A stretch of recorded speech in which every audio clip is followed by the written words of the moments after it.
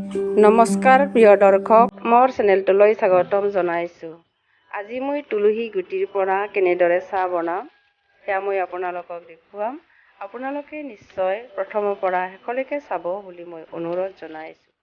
এয়া হৈছে ৰাম তুলসীৰ গছ। এতিয়া মই গুটিবিলাক ছিঙি আছোঁ আৰু এয়া হৈছে কৃষ্ণ তুলসীৰ গছ। তুলসীৰ বিষয়ে বিতংভাৱে ক'বলগীয়া নাই, যিহেতু সকলোৱে জানে।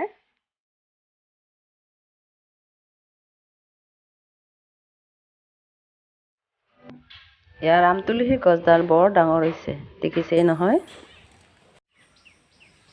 আৰু ৰাম তুলসীৰ গুটিয়ে হওক বা কৃষ্ণ তুলসীৰ গুটিয়ে হওক, গৰম দিন হ'লে ঠাণ্ডা পানীত তিয়াই থৈ ৰাতিপুৱা হ'লে খোৱা যায়। সেয়াও মই আপোনালোকক দেখুৱাই আছোঁ। কিদৰে গৰম দিনত খালে উপকাৰ পোৱা যায়।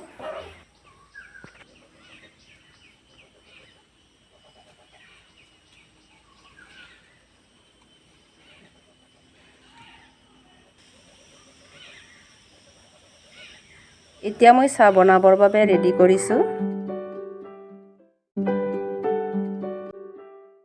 আৰু দুটি মই জাতি জ্বালা দিছোঁ।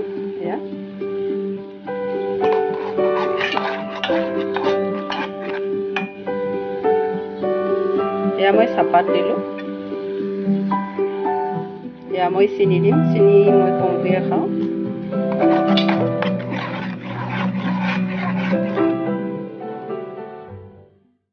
কিন্তু যেতিয়া অলপ চৰ্দিৰ ভাৱ হয় বা চৰ্দি লাগে, তেতিয়াহে তুলসী গুটিৰ চাহ খোৱা যায়।